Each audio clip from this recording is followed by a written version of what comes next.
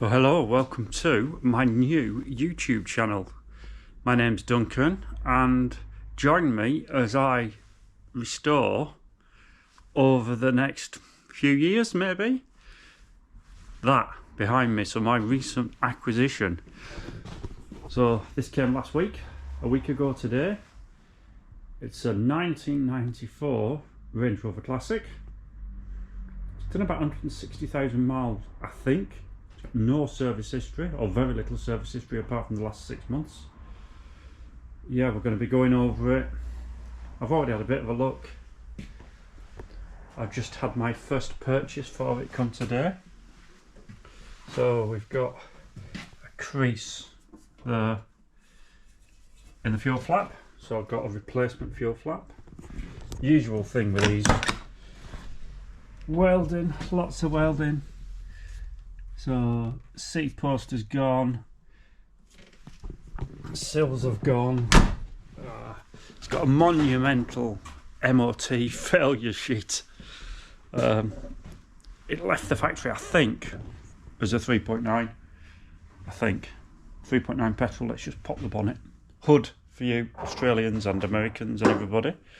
And it's had a 300 TDI transplant at some point. It's been in here quite a bit.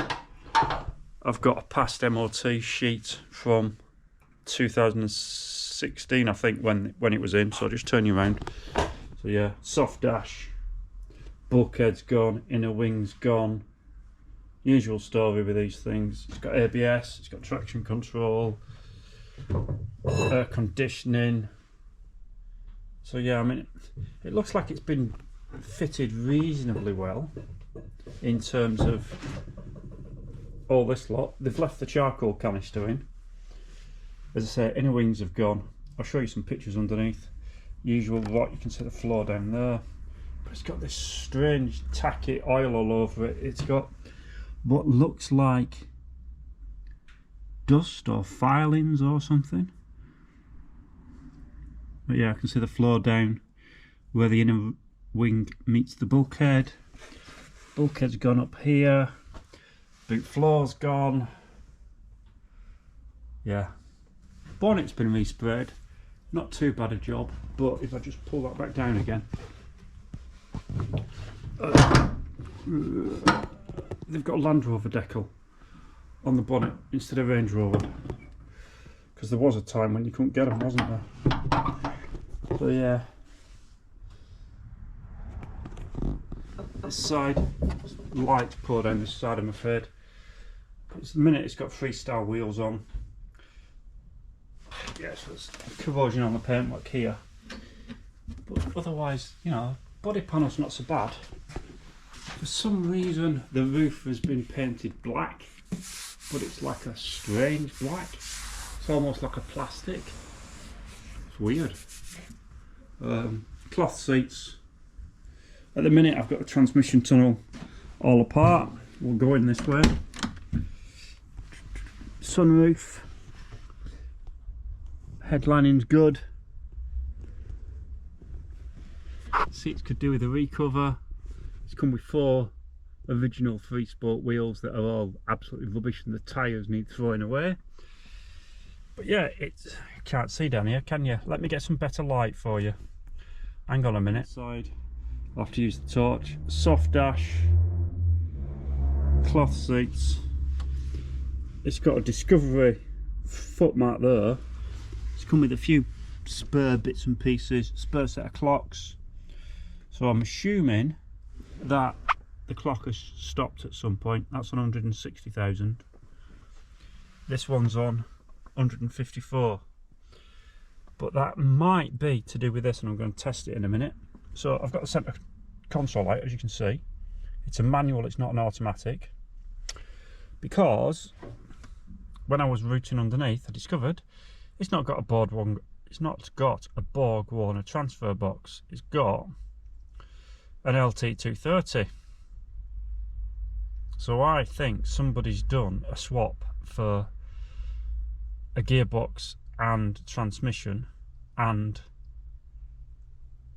engine and transmission, should I say, from a Disco and put it in and then whoever's come to service it at some point, they've just never known that you have to go left and right to get it in and out of diff lock, so it's never been used and it's seized. So at the moment I'm just trying to figure that back out. I've got the shaft moving. It's not a normal Defender type one or a Disco type one, so I've just got to link everything back up in a bit. I'll do that in a bit. But I wonder now if they've had to change that because there's not a diff lock light. So we're going to test that in a minute. That screw's loose. I must have screws loose. I'm buying another one of these. So this is it from this side. Doors look alright. Not that you can see much in this light.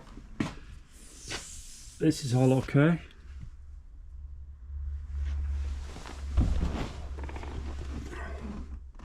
You can't see anything, can you? So yeah, got to find the engine number. Just check that the engine number's right. The V5 came. It's been changed as correctly to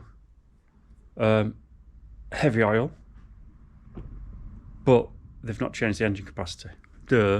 Still says 3947, which of course is a V8. This should be 2495.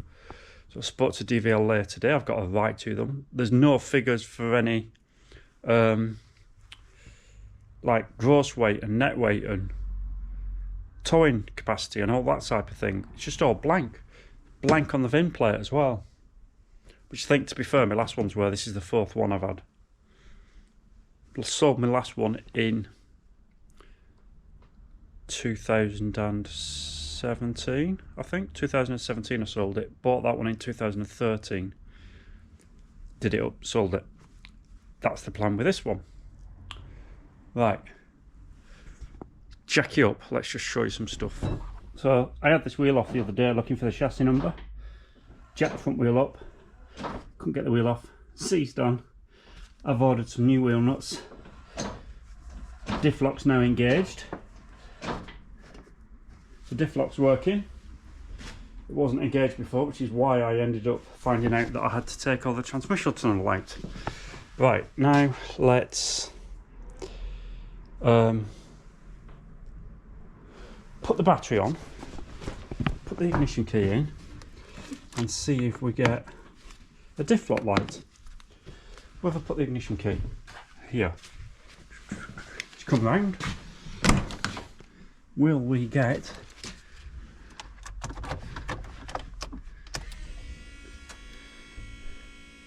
engine check lights on? That's gone out. We've not got a diff lock light. So diff lock's in, but we haven't got a diff lock light. Why haven't we got a diff lock light?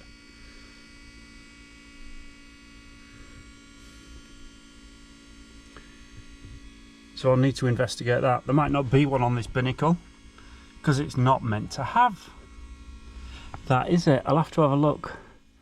What have we got there?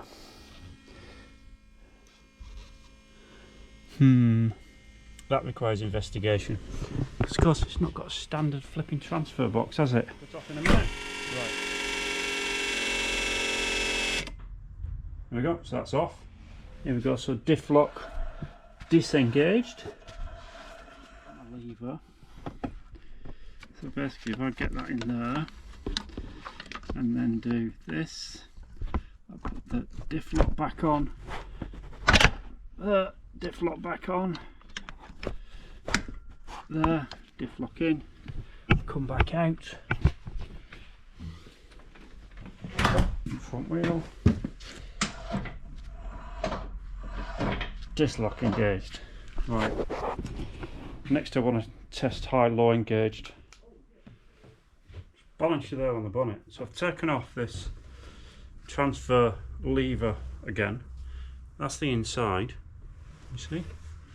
I just move you so you've got a bit better light. So that's the inside.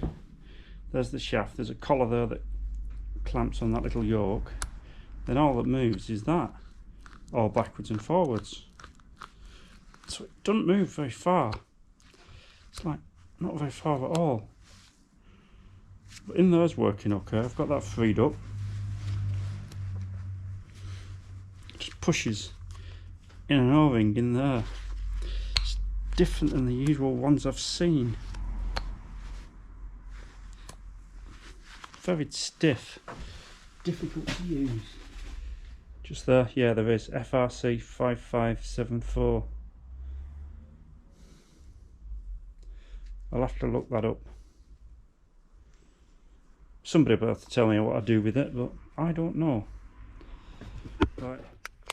So yeah, it just sits on there where all that grease is, and then pushes on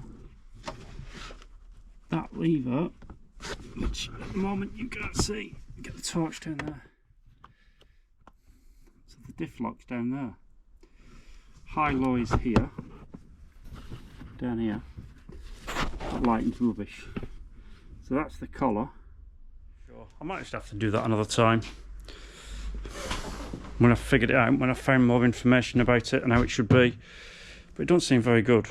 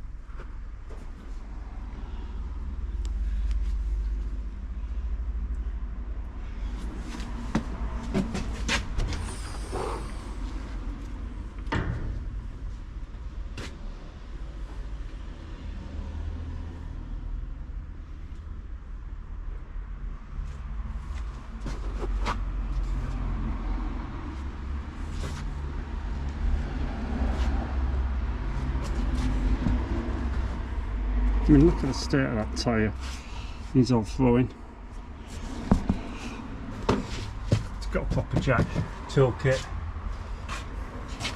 Might try and reinstate the central locking if we can get the right stuff. The bits which are hard to get, the heated screen tabs have come off. I have soldered those back onto previous ones. This is new skin.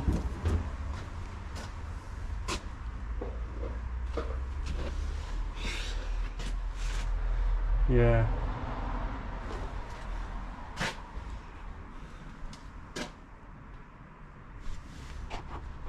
The two fuel filler flaps.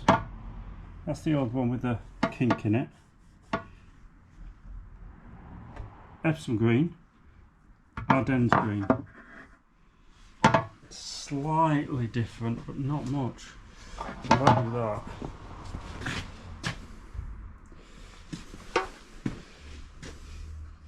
It's not a fat lot of difference. But when we get the spraying work done, we'll get this sprayed up to match. Fit the first new part. We got fitted, so it does show clearly different colour. Panel gaps on it, not bad. But the wing needs painting, this needs painting. So there we go. hole behind here. Just took the grill off. That body mount is all shot in there, where you can see. I knew that was all gone. So the back of this headlight box is gone. This front one was gone. Under the battery box is gone. That side, although it's surface rust, is okay. There, that's solid. Solid behind that indicator light as well. So maybe this side inner wing is not as bad. Maybe this is patchable. That might be patchable as well. Just headlight box, I think. And localised repairs along that edge where they already go, always go. We'll see when I strip it all off. So yeah, join me in this adventure. Subscribe, follow us along. There'll be welding, there'll be maintenance, there'll be... Oh, that's the other thing. They've put the wrong flipping oil, gear oil, in the transfer box because it's an LT230. They've assumed it's a Borg warmer. Didn't even recognise. I've got a receipt for putting MTF in the transfer box, like you should in a Borg warmer. Anyway, right. Please do subscribe, follow us along, comment, like, share.